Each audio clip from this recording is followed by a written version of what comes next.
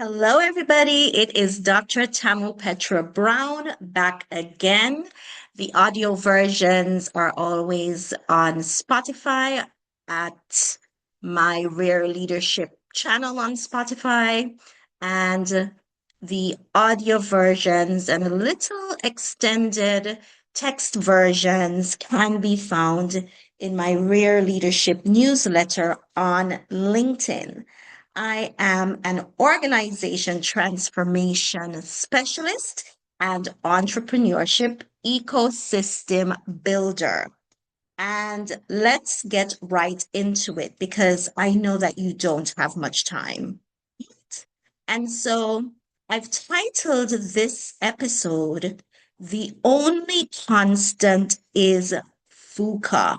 Yes, VUCA. And if you're in the leadership space, you should be familiar with the acronym. So before we outline VUCA and what it means for us as leaders, I wanted to share some statistics with you. And I think they're pretty worrisome. So these statistics come from the Economic Times News, 28th May 2026 is the edition date. And it is titled Many Corporate Leaders Not Fully Equipped for Challenges. And it shares these survey results. And I wanted to share some of the global results with you. So let's look at how many participants, etc., right? Let's look at the participant profile in terms of survey. And so this survey by an HR consultancy, DDI, covered more than 1,000 executives and included those from the human resource domain. And it shared that most corporate leaders are not prepared to deal with volatility, uncertainty, complexity, and ambiguity, which is VUCA. Now, less than 2/3 said they were either highly confident or very confident. So many persons, less than 2/3, said that they were highly confident. But let's see what the others said from a global perspective. Now, globally, 25% of the organizations reported that their leaders were incapable across any of the VUCA challenges. So any of the four VUCA elements. 18% identified their leaders as very capable, and about 39% of HR leaders specifically felt that the leaders of their organizations were only moderately ready or not ready to handle human capital related challenges in a VUCA environment. Very interesting statistics there. And so let's talk about why I feel that the only constant is VUCA. I have to tell you, you're brilliant. You're watching the news, you're listening to podcasts, you're reading, you're researching, you're maybe devouring papers, research content, and you can see that post-COVID, little has settled. And if you were to just do a cursory pestle analysis, you would find that there is volatility, uncertainty, complexity, and ambiguity in almost every area of your pestle situational analysis, regardless of where you are in the world. And that's because, we live in a globalized space. And I wanted to discuss briefly why there might be such a leadership gap as is being perceived by the participants of this survey. Now, traditional leadership, of course, does not work in constantly changing climates and constantly changing environments. And it doesn't work because complexity requires a different type of transformational leadership. It is the ability to continue to move the organization forward in a most agile way while still keeping your eye on the strategic goals. It is also necessary that perhaps those goals might have to shift. And traditional leadership prizes stability. And stability is non-existent in the type of climate that we all exist in currently. And because of this type of VUCA situation, you find that crises become more frequent and stability becomes less likely. So if you run any organization, now we're all considering what we have to adjust to meet rising fuel costs. If you're in the Caribbean region in particular, you are more and more concerned about climate change as our hurricanes become more volatile, more deadly, and continue to wipe out in record numbers lives and livelihoods. Yeah. And the question I have for us is, what would the human cost of VUCA look like? Because we have to manage people, which is how we achieve our organization's goals.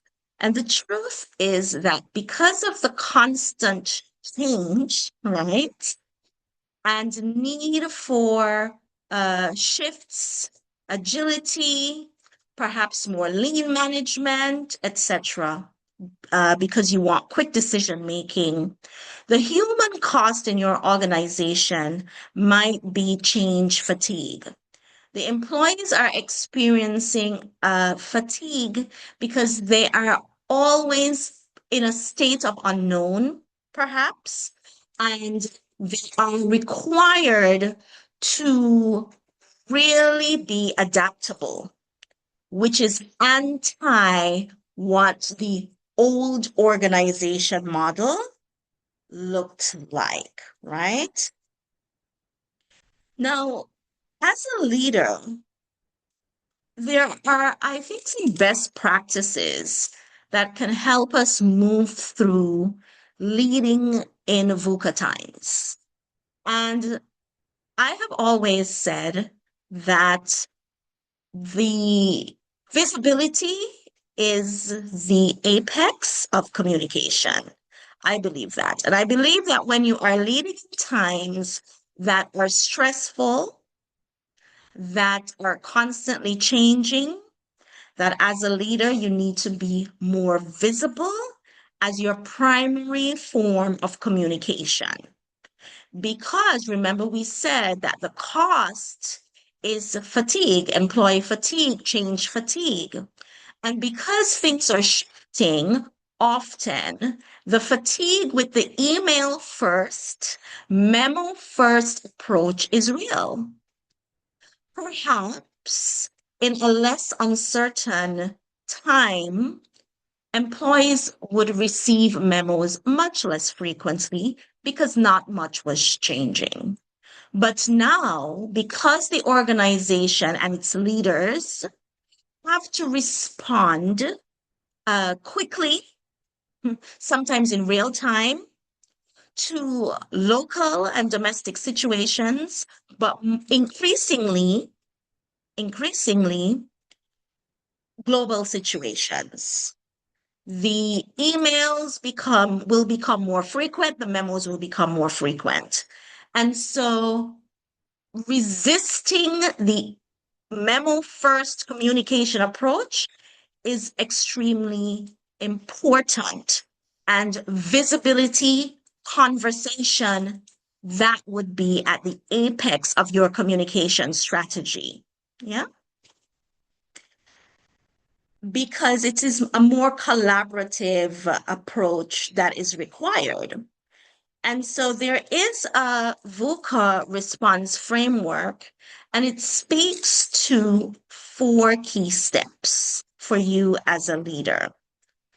Always communicating clarity on what we are doing and why we are doing. What are we changing and why are we changing it? And defining the scope, even if the way to achieve it is still fuzzy. And it will be fuzzy because many of these challenges that we are facing, they are entirely new to us. Then this is really difficult. There is resourcing. You want the right people on the change and a cohesive team. Okay. It becomes difficult, I must say, in my response to this element of the VUCA response framework is that particularly if you lead in a smaller organization or a public sector organization or even a quasi-public sector organization, resource constraints are real and bureaucracy is real. And so you face like this double-edged sword so that even if resources are available, the ability to mobilize these resources rapidly can be very difficult to non-existent because of bureaucracy. And on the flip side, the other side of the coin, you may have persons who are willing to mobilize the resources, but you are woefully under-resourced. So, and of course, resources are not just people, but of course, the money and the time, these new responsibilities that you are asking your team to take on, that too can result in that fatigue. So even though resourcing is part of that VUCA response framework, I just wanted to give my perspective on how that might not be so terribly easy to achieve.